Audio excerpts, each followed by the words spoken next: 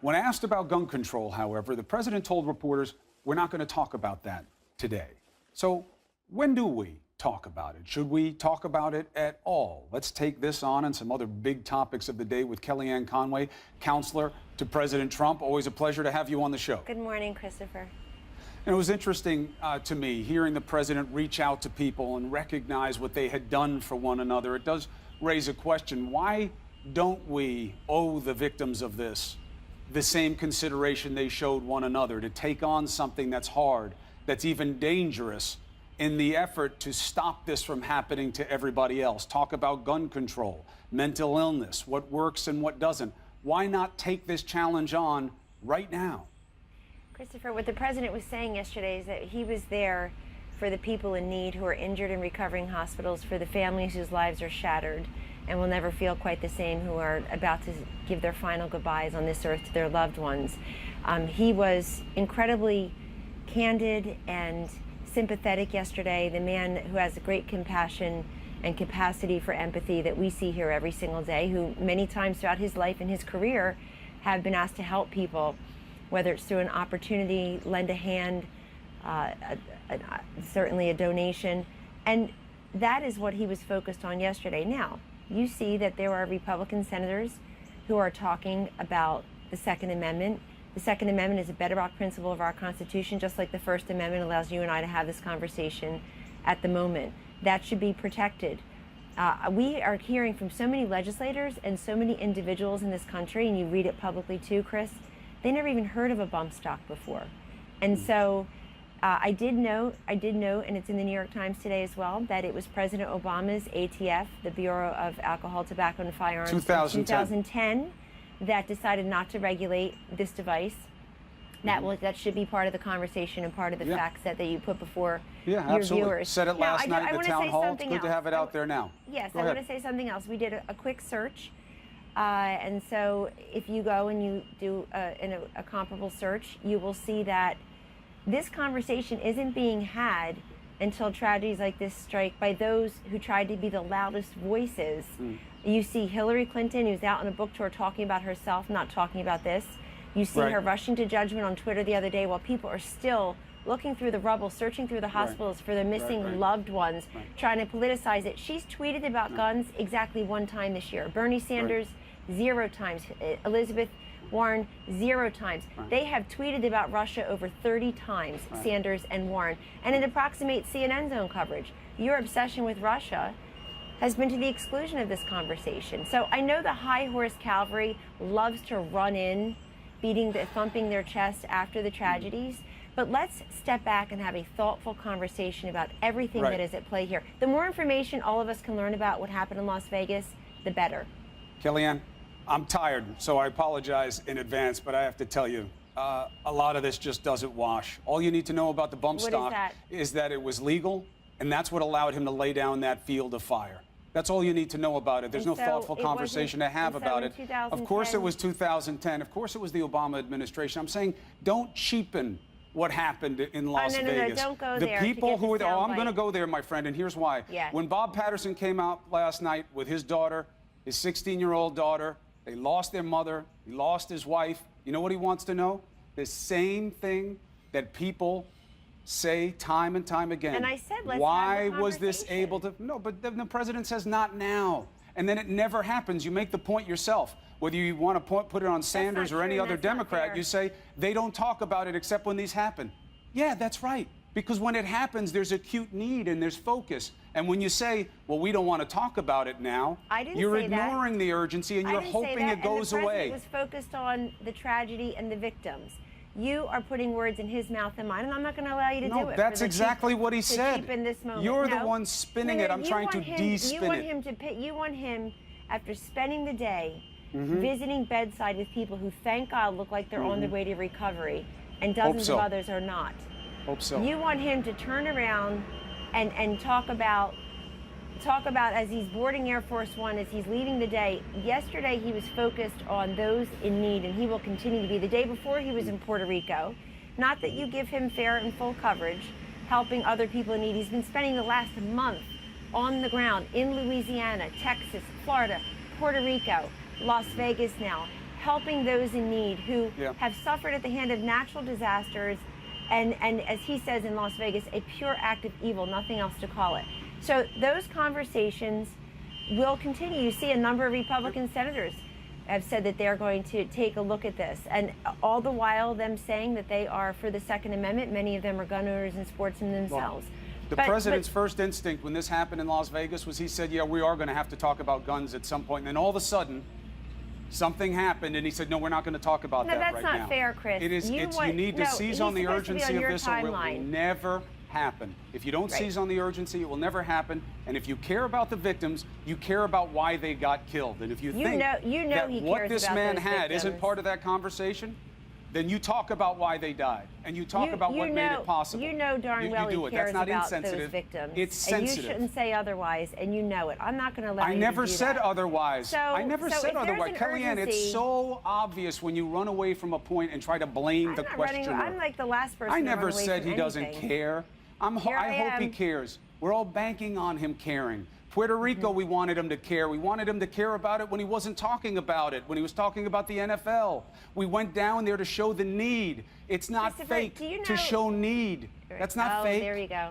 It's not fake. Somebody hit a nerve, so I didn't say the word Sure he fake. does. When he maligns an entire crisis by saying it's fake, when saying it's not that bad because it's not like Katrina. Let me know when you have a question or if you want your guest to speak this morning. Let me know if your guest gets to speak. Go ahead. Okay. Well, I don't hear a question in that. Well, I asked them. You have a tendency not to answer the specific question. Let me say a couple things about Puerto Rico. This president has directed an entire federal government and administration. We have, at one count, 15,000 people on the ground helping them. We have volunteers helping them. The electricity is going to take a long time to be restored. People have gotten millions of meals and liters of water, and we're doing what we can on an island 1,100 miles away from land, trying to help those in need. And when people take a shot at the president and try to even question, try to put a piece of tissue paper between him and his commitment to those people, you should think thrice about that. That's number two. Number one, and most importantly, you're talking about the urgency to have a conversation. You and your network have felt an urgency about Russia and some phony baloney collusion this entire calendar year. Nobody says it's phony baloney. No, I'm sorry. Nobody who's investigating says it's phony baloney, by the way. Well, the president Republicans does. included. Do you know the airtime that you have spent? Do you know the graphics? Do you have any graphics on bump stocks? No, you don't. You have graphics on Russia. You have graphics on palace intrigue. You have graphics on impeachment. You have people. You have panels 7 versus 1 against the president. You call yourself the first time we've seen it used, which hasn't been true. It's the first time we've seen it used in a mass murder. What are you talking about? It is the first time a bump stock has been relevant in the discussion. It's not the first time. Is it the first time that there's been a mass shooting in this country? Of course not. And every time we have one, I ask you and people who are in power, is it time to discuss why it happens? And they say, not now, be respectful. As if not discussing why these people died is being, that's not being respectful. That's what they want. That's what the victims' families want.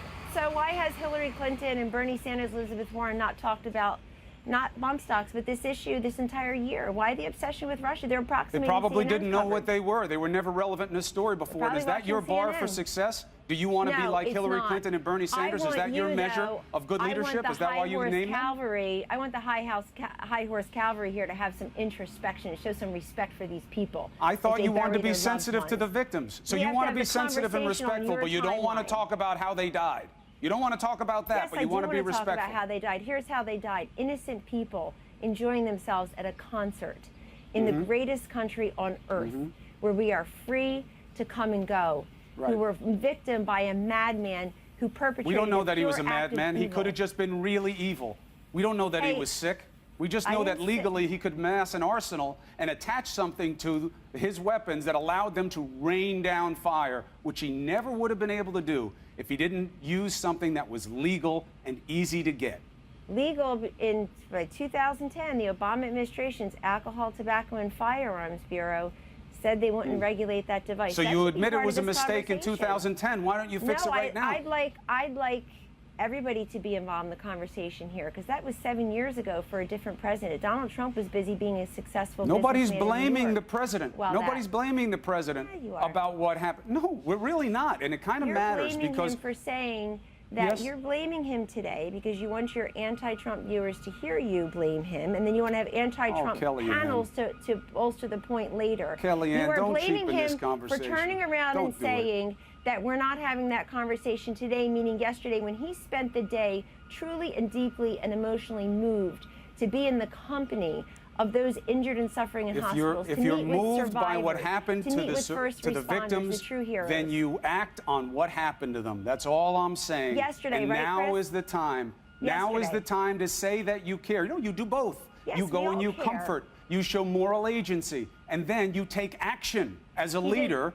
did to try to all of make it that. better He the showed next time. all of that yesterday. I'm That's not who saying what he is. showed or he People didn't are so show. grateful I'm he's saying the that leader right now at these terrible then times in our fine, nation. then take on the issue. Do what they did at that concert ground.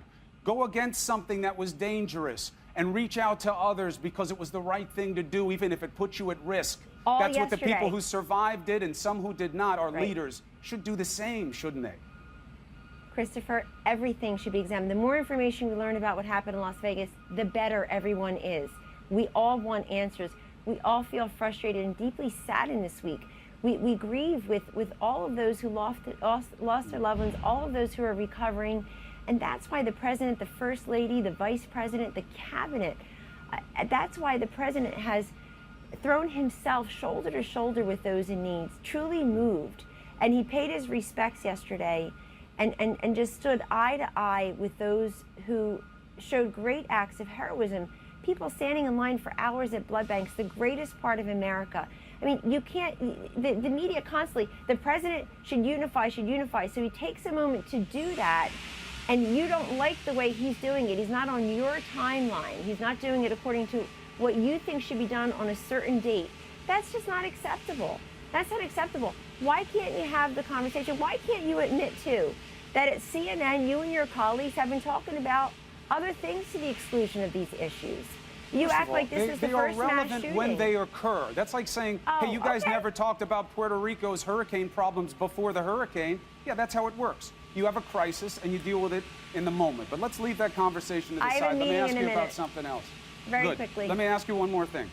Rex Tillerson, the president just tweeted that the Secretary of State never threatened to resign. This is fake news put out by NBC News, low news and reporting standards, no verification from me. Let's put this in context. The Secretary of State didn't deny that he had called the president a moron. He said he doesn't want to deal with it, so he didn't refute the reporting outright on that level. And then Bob Corker, a Republican senator, came out and said that Tillerson, Mattis, and Kelly are the three men that keep us from chaos. Do you have any concerns about stability within the White House? That's Senator Corker giving accolades to the great leadership of our Secretary of State, our former DHS Secretary, now our Chief of Staff, John Kelly, and Secretary Mattis at the Pentagon.